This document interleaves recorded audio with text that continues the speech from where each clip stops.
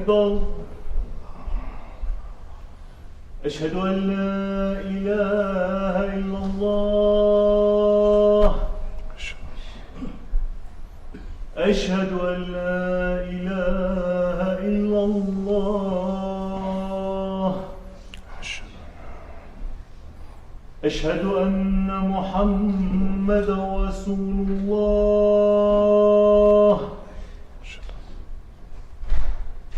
أشهد أن محمدا رسول الله حي على الصلاة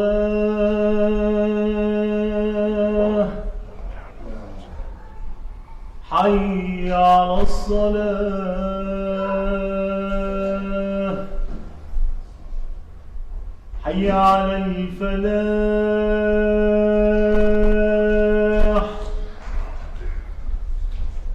حي على الفلاح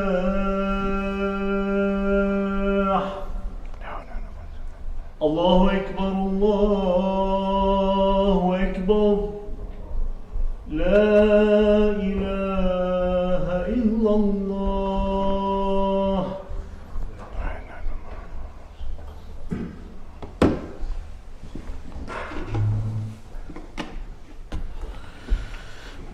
إن الحمد لله نحمده ونستعينه ونستهديه ونستغفره ونؤمن به ونتوكل عليه ونعوذ بالله تعالى من شرور أنفسنا وسيئات أعمالنا من يهده الله فلا مضل له ومن يضلله فلا هادي له ونشهد أن لا إله إلا الله وحده لا شريك له ونشهد أن سيدنا وسندنا ومولانا محمدا عبده ورسوله أرسله بالحق بشيرا ونذيرا بين يدي الساعة من يطع الله ورسوله فقد رشد واهتدى ومن يعصهما فإنه لا يضر إلا نفسه ولا يضر الله شيئا.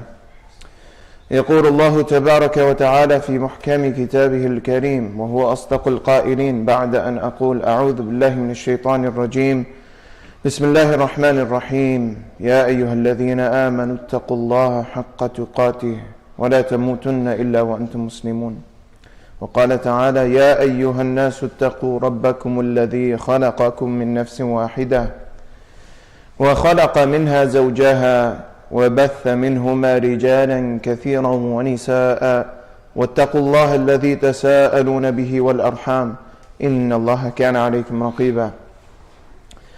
وقال تعالى يا أيها الذين آمنوا اتقوا الله وقولوا قولا سديدا يصلح لكم أعمالكم ويغفر لكم ذنوبكم ومن يطع الله ورسوله فقد فاز فوزا عظيما. أما بعد. My dear respected brothers and sisters, respected elders and beloved youngsters in Islam, as we sit here on the day of Jumu'ah, let us first and foremost reflect why it is that Allah subhanahu wa ta'ala even calls to such a gathering. The day of Jumu'ah is a day that Allah subhanahu wa ta'ala in His infinite wisdom has selected out of all days to be the chief of days, just as He has selected the month of Ramadan and its nights to be the chief of all nights.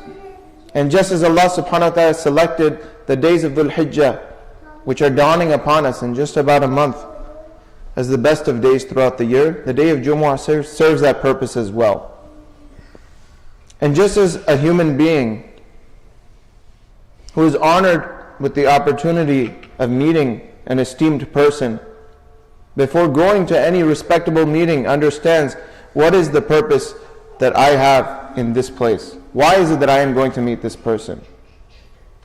Upon meeting someone influential or respected, a person asks themselves, what can I take from this meeting? In order to ensure that I never leave regretting, thinking, if only I had actually gone there for what it is that that meeting was for. And in Dunyawi matters, we're incredibly ecstatic to understand people's history, what it is they're good for, how it is they can benefit us. But with respect to the day of Jumu'ah, Allah subhanahu wa ta'ala describes it very simply and plainly. He says, فَاسْعَوْا إِلَى ذِكْرِ اللَّهِ. He says, rush towards the remembrance of Allah. And the word remembrance in this word in this ayah is the key term. They were here for remembrance. Remembrance, inherently dhikr in Arabic refers to something you already know. You don't do dhikr of something that you've never heard before. And tadhakur happens in topics and with information that you're already well informed of. So why is it that Allah subhanahu wa ta'ala calls us to remind one another? And the inherent reason behind this is we live in Darul Ghafla. We live in the realm that is attuned to, that is designed to pull the human being away from the things they already know. A place that invokes heedlessness. And the dunya's nature is that as a person steps forth within it, the challenges and the tests that Allah subhanahu wa ta'ala has placed around us are such that any person who does not rely solely on Allah subhanahu wa ta'ala will be sucked into this chasm of ghafla, of heedlessness. We find this mentioned in the Quran throughout. It's a main theme of Makki surah, that heedlessness and ghafla is something that human beings fall short. Allah subhanahu wa ta'ala in the Messenger sallallahu alayhi wa sallam, in an authentic narration, his description of Jannah and Jahannam is such. He said, حُجِبَتِ النَّارُ بِالشَّهَوَاتِ وَحُجِبَتِ الْجَنَّةِ بِالْمَكَارِهِ. That the thought of the hereafter, the thought of Jannah is such that Allah subhanahu wa ta'ala shrouded it in delusion. He shrouded it in difficulty. Hujibat means the outer appearance of Jannah is such that when a person even begins to think about it, they begin to see things that they see or deem as detestable and difficult and trialsome. Whereas if a person thinks logically, they would understand that the good deeds and the pain that a person endures in the pursuit of doing what it is required to get Jannah is nothing in comparison to Jannah. What Allah subhanahu wa ta'ala asks of us is not difficult, and it is not tiresome, and it is not wearisome, because what He promises us in return is infinite. And the opposite is also true, that the nature of this dunya is such that when a person thinks about the actions that lead to hellfire, Allah subhanahu wa ta'ala has enshrouded them with desirous things, desirable things. Things that a person is willing to drop their standards for. Luxuries and pleasures that a person uses in order to justify many a means. So the reality of this dunya is it is a place of ghafla. And it being a place of ghafla requires that each and every human being who wishes and pursues the hereafter come together with one another for the purpose of mutual reminders. So the day of Jumu'ah, first and foremost, as we have already entered upon this day, this is something we ought to, as Muslims, and we all fall short, think about before we get to the day of Jumu'ah, that it is a day to invoke something we already know. What is it that we already know? Well, number one, as we sit here for the sake of Allah subhanahu wa ta'ala, as we're here in order to reflect on Allah subhanahu wa ta'ala and His oneness and His tawheed, we also remind ourselves that just as we very quickly and very haphazardly trek through the month of Ramadan, in spite of our shortcomings there, Allah subhanahu wa ta'ala invoked our senses, invoked our minds to something that is far more important. He allowed us to step out of heedlessness. And the sacrifices a person was willing to make throughout the month of Ramadan, in hindsight, when looking back at Ramadan, a person finds amazement. That I really gave up the things that I am completely in love with. I gave up food. The idea of skipping a breakfast or skipping a lunch right now is tiresome. It's difficult to even imagine, but we were just given that opportunity. And as we are now stepping day by day outside of Ramadan, the treacherous nature of this dunya is that because we trek through the world with our deeds alone, because we've lost a certain sense of community that existed in Ramadan, then we are more prone to falling short and falling prey to heedlessness. So I wanted to just briefly talk a little bit about the idea of ghafla in our deen, and how it is that Allah subhanahu wa ta'ala describes it in the Quran so beautifully. In the beginning of Surah Al-Rum, Allah subhanahu wa ta'ala says, أعوذ بالله من الشيطان الرجيم. بسم الله الرحمن الرحيم. ألف لام ميم غلبت الروم في أدنى الأرض وهم من بعد غلبهم سيغلبون في بضع سنين لله الأمر من قبل ومن بعد ويومئذ يفرح المؤمنون بنصر الله ينصر من يشاء وهو العزيز الرحيم. Allah subhanahu wa ta'ala begins the conversation off in Surah Al-Rum by speaking about something that is seemingly impossible. The impossible in the sense that someone who is living in this world and wholly reliant upon understanding this world through dunyawi asbab, understanding the world through worldly means, he would find it impossible to imagine that the greatest nation alive at the time, which is the nation of Rome, would fall.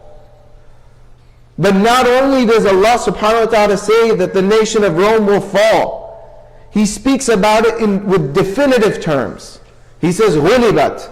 It's almost as though it's already happened. He speaks in the past tense.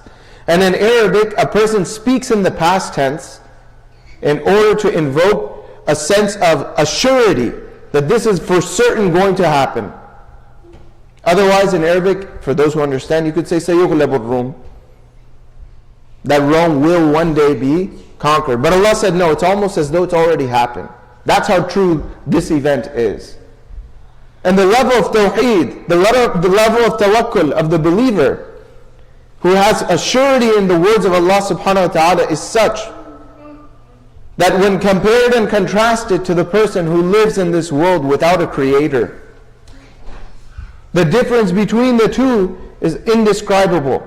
Just like the Messenger sallallahu alaihi wasallam said that the virtue of a scholar or a knowledgeable person amongst you over a person who has no knowledge is like the difference between me and you, speaking to the companions. That how great of a difference between our status is. As I am khayr khalqillah and you are the Sahaba. There's a difference in darajat between them, of course. Similar is the case between the person of knowledge and the person of ignorance.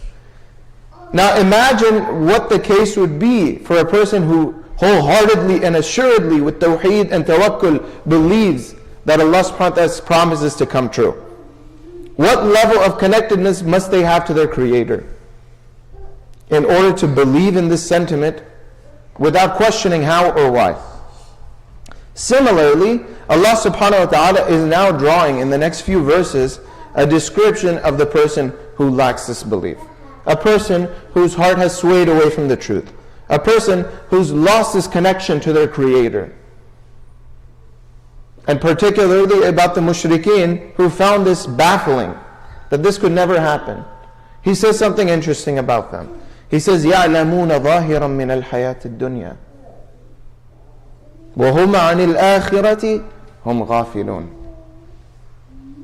He says that their condition is such that when it comes to the external matters of this world, the zahir of something is its skin. Right? Understanding the outside appearance of this world, they're all knowledgeable.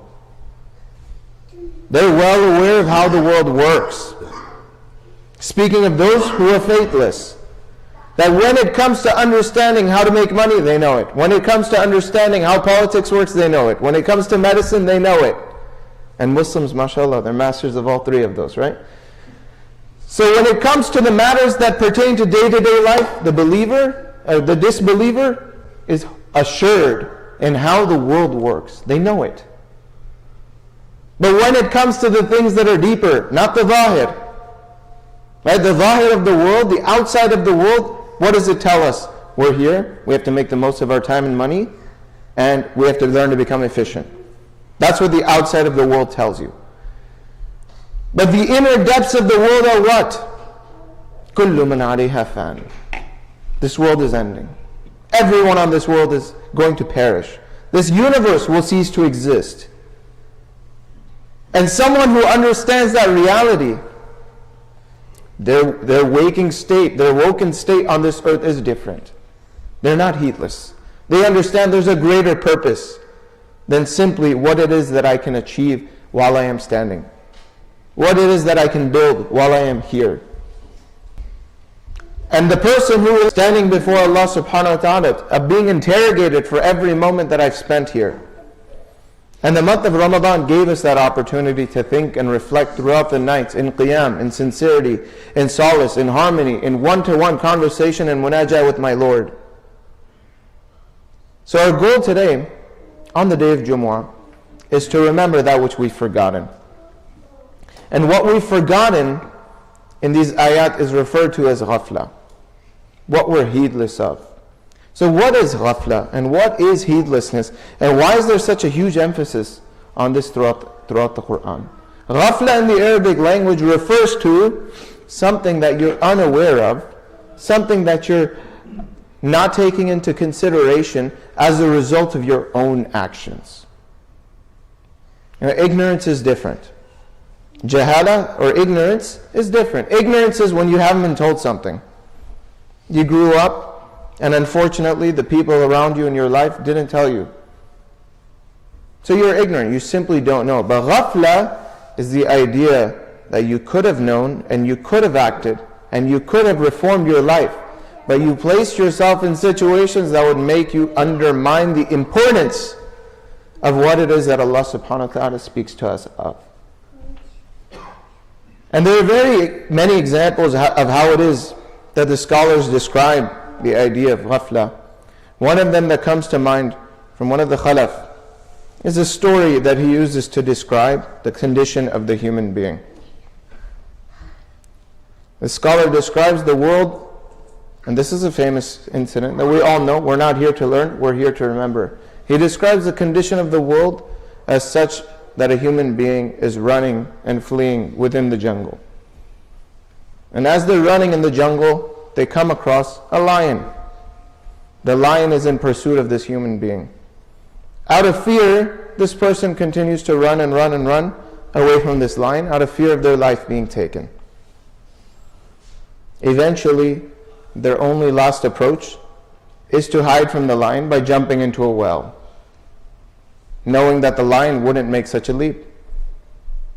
So the man jumps into the well, but it's deep, so he catches onto a rope. And as he catches onto this rope, he realizes that there is a big snake at the bottom of this well, willing and ready to pounce upon me the second I fall. So this person is now stuck. Above there is danger and below there is danger. Their only lifeline is this rope. And that rope is such that it is being chewed upon by two mice, one black and one white, eating at the rope. And this person, you can imagine the anxiety and the fear that they're feeling as their last lifeline is withering away. But in that moment, he recognizes something on the wall of that cave. He sees a honeycomb, a beehive. And enticed by how good it looks, he outstretches his hand and he takes a lick. Just to taste that sweetness. Just to enjoy life for just a moment, despite what it is that's happening around him. And for a moment he forgets about the lion, he forgets about the mice, and he forgets about the snake. This metaphor, this allegory, this story is being used to describe the dunya. The reality of the dunya is we're all being pursued by such a lion. It's not a lion, but it's Malakul Maut. It's in pursuit of every human being. It's already seen you. He's already seen you and he's already on the way. He's taking some detours and we don't know how many stops, but he's on the way. And the reality is that grave that we, each and every single human being, will have to face will be the end place that every human being ends up. No matter how much they stop themselves from falling into the depths of that well or that grave, every human being's end destination is there. And that rope represents the time in the world that the human being has left. They're holding on to the few moments that they have left of this world. But they're not aware of how many. And it is being depleted day by day by these two mice, which are used as in the metaphor to describe the day and the night. eating away at this person's life. But the last part of the metaphor of this mathal is that of the honey. The honey represents the beauty, the glamour, the pleasure, the enjoyment, the temporal nature of this world. That when a person tastes that temporary sweetness and that temporary pleasure, they completely forget their circumstance. Their circumstance is such that they're on the way out. They have very limited time. They need to do what it takes to ensure their survival into the afterlife. But as a result of touching this sweetness, Allah subhanahu wa ta'ala can allow that person to delude themselves into the depths. So we're talking now about the word ghafla. What is it that the Messenger sallallahu alaihi wasallam advised us with respect to a person finding refuge, finding protection from the idea of our hearts constantly wavering from things, from a state that we want to remain in. The best of states of human being, the state of awakeness. Number one, this hadith is simple, and it's a hadith that many of us have heard from our childhood, but it provides a lot of insight as to what it is that the nature of the human being is. The Messenger sallallahu alaihi wasallam, when describing a human being, when describing the effective benefit of a human being, what it is that you bring to the table in your life, how it is you can positively affect your life. And his words are the most true. He said, مَثَلُ الَّذِي يَذْكُرُ رَبَّهُ وَالَّذِي لَا يَذْكُرُهُ مَثَلُ الْحَيِّ وَالْمَيِّتِ. In effect, in practical terms, the person who engages in consistent remembrance of Allah subhanahu wa ta'ala, in contrast to the person who lives their life for pleasure, who lives their life in order to simply benefit here and now. The Messenger sallallahu alaihi wasallam's description of these two human beings is one of them can be understood or could be imagined to be a person who is alive versus one who is dead. The remembrance of Allah subhanahu wa ta'ala is so factually important to our existence, to our souls, to the condition of this nafs, that if the nafs is not consistently made in check by constant remembrance of Allah subhanahu wa ta'ala, then its peril and its doom and its future is in peril. To the effect where the Prophet sallallahu alaihi wasallam describes the regret that a person would have on the Day of Judgment. I want you to think of the most regretful thing that happens to you in your life. When is it that a human being feels immense regret? Maybe it was a financial failure. Maybe it was a time, whenever it is, that you could not say goodbye to someone. The Prophet ﷺ, when describing, and this is an authentic hadith, he said when describing when human beings convene and come together and sit together for any gathering, and that gathering has zero mention of Allah subhanahu wa ta'ala in it. That gathering has no relationship with Allah, no matter what the gathering is for. He didn't say a gathering of ilm. He said, مَجْتَمَعَ قَوْمٌ. He said that human beings who simply come together. But in their coming together, Allah subhanahu wa ta'ala's name is not mentioned throughout. It could be for sports, it could be the finals, it could be anything, it could be a gathering. But for some reason, this group of people didn't find the opportunity to even say Allah's name. That the example of those individuals is such that it would be as if on the Day of Judgment, when looking back at that moment, it would be as if they feel the greatest sense of regret that could only be described as someone who is coming out of the dead carcass of a himara, of a donkey. Imagine the level of regret you would have if that was your home and you had to come out of it. The filth that you'd be covered with, the stench that you would smell. That's how they would witness that moment in time. Because they forgot that Allah subhanahu wa ta'ala is a part of every equation and every relationship, no matter whom it may be with. To the effect that the Messenger sallallahu alaihi wasallam emphasizes so importantly that he said, anything that you do of importance, kullu amrin dhi balin, anything that you do that carries any weight in your life. He didn't say whether this is a matter that pertains to the dunya or one that pertains to the afterlife. He said dhi bal, anything of importance. لم يبدأ بحمد الله أو قال لم يبدأ بذكر الله فهو أبتر. That the fact that you come together or you have done anything of importance in your life, but you didn't put Allah subhanahu wa ta'ala at the beginning. You didn't remember Him at the beginning. You didn't speak about Allah and praise Him in the beginning of any action. Then that action no longer is complete. And no longer is of benefit. It's deprived of the blessings of Allah subhanahu wa ta'ala. And when we reframe the way that we engage in every day-to-day affair, we'll find our hearts inclining back towards that state. We'll find our hearts less and less overcome by this heedlessness. The heedlessness that makes a human being forget everything. Alhaakum at-takathur. Surah Al-Takathur is about the greatest form of ghafla. Surah Al-Takathur is about two tribes, one of whom became so obsessive of this world, of amassing this world, that initially they counted money just to compete with their rival tribe. And then it came to another resource that they began to find competition in. It was all delusion. They started counting how many people we have. We have more tribesmen. We're a bigger clan. We're more powerful. So they went and counted. They took a census. They became so obsessed with the dunya that they couldn't help but count how many people we have versus how many you have. But that wasn't enough. Because as one tribe was lesser in number, they said, no, the competition's not done. We have to count how many of our people are dead too.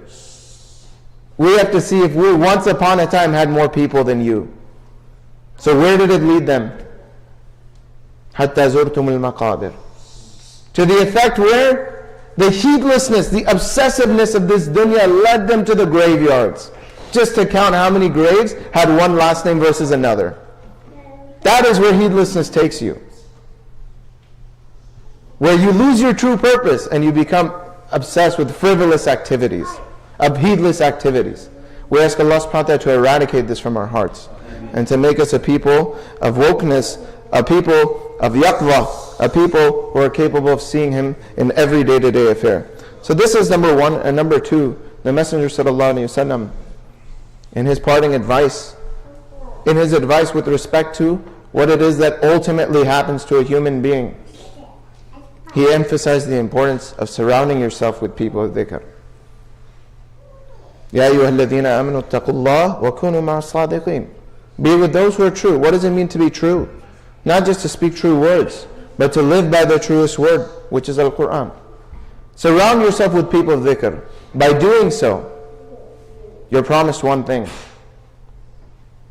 That thing is, you and I will ultimately fall to the expectations of our friends. الْمَرْءُ عَلَى دِينِ خَلِيلِهِ فَلْيَنْظُرْ أَحَدُكُمْ مَنْ يُخَالِلْ. As the Messenger sallallahu alaihi wasallam said, that each and every one of you will eventually, the human being will eventually fall upon the way of life of his friend or her friend. فَلْيَنْظُرْ أَحَدُكُمْ مَنْ يُخَالِلْ. So be mindful, think carefully about the people that you allow entry into your friendship, into your life, because you will follow their standards and you will live up to their expectations. May Allah subhanahu wa ta'ala surround us with the people of taqwa, of piety, of belief, of tawheed, and make us from those who are a positive influence on those around us. أقول قولي هذا وأستغفر الله لي ولكم.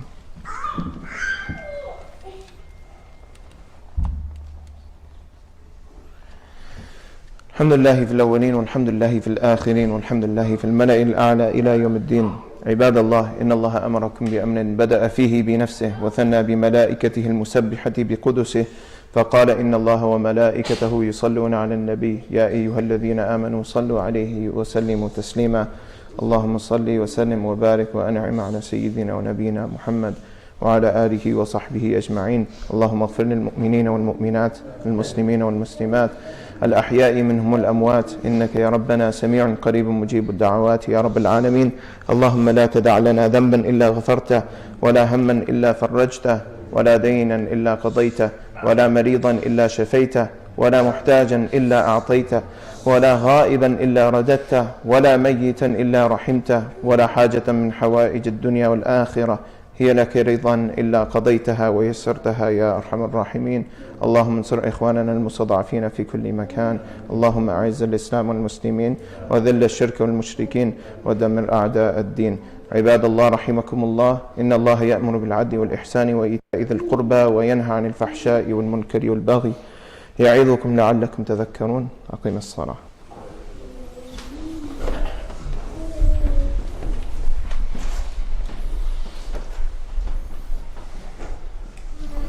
الله أكبر الله أكبر. أشهد أن لا إله إلا الله، أشهد أن محمد رسول الله. حي على الصلاة، حي على الفلاح، قد قامت الصلاة، قد قامت الصلاة. الله أكبر الله أكبر. لا إله إلا الله. لا إله إلا الله. استقيموا واعتدلوا. Straighten your rows. Please silence your cell phones. الله أكبر.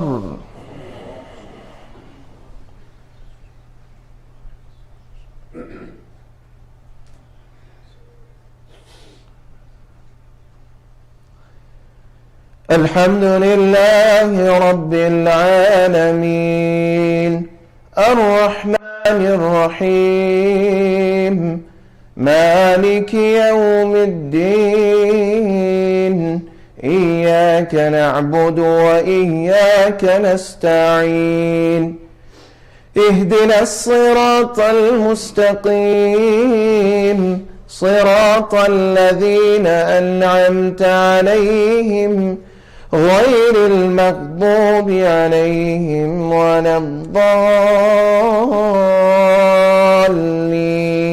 آمين.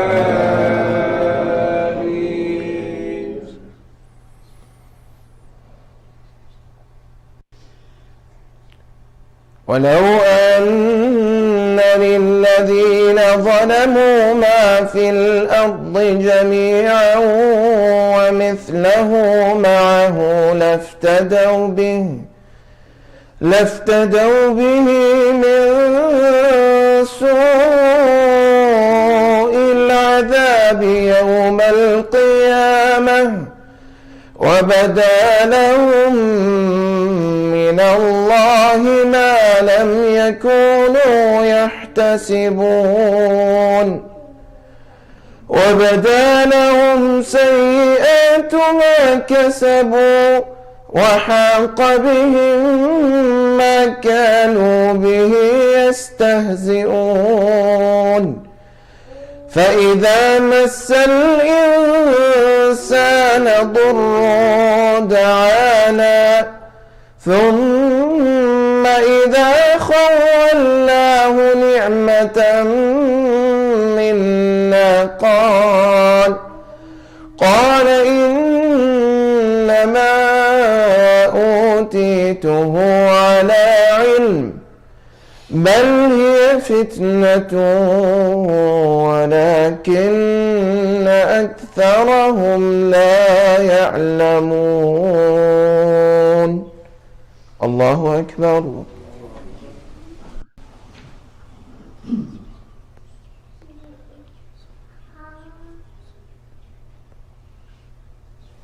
سمع الله لمن حمده.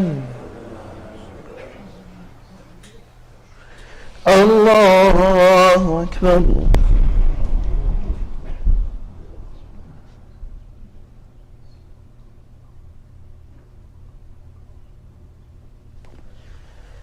الله أكبر.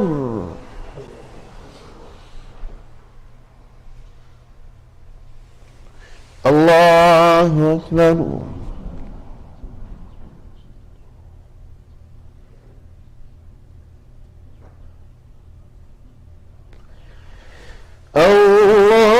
الله الحمد لله رب العالمين الرحمن الرحيم مالك يوم الدين إياك نعبد وإياك نستعين اهدنا الصراط المستقيم صراط الذين أنعمت عليهم غير المغضوب عليهم ولا الضالين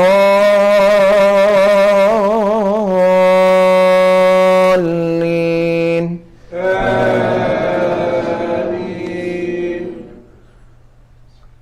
قد قالها الذين من قبلهم فما أغنى عنهم ما كانوا يكسبون فأصابهم سيئات ما كسبوا والذين ظلموا من هؤلاء سيصيبهم سيئات ما كسبوا وما هم بمعجزين أولم يعلموا أن الله يبسط الرزق لمن يشاء ويقدر إن في ذلك لآيات لقوم يؤمنون.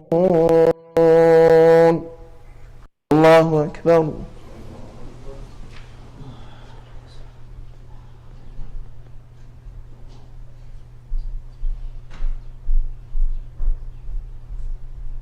سمع الله لمن حمده.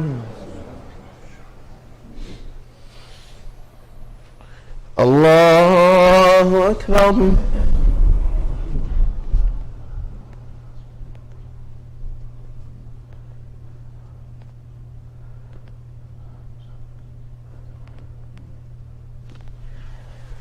الله أكبر.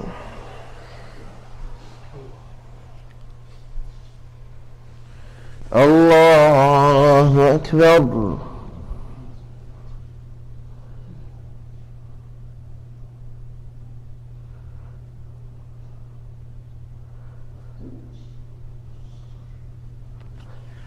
الله أكبر.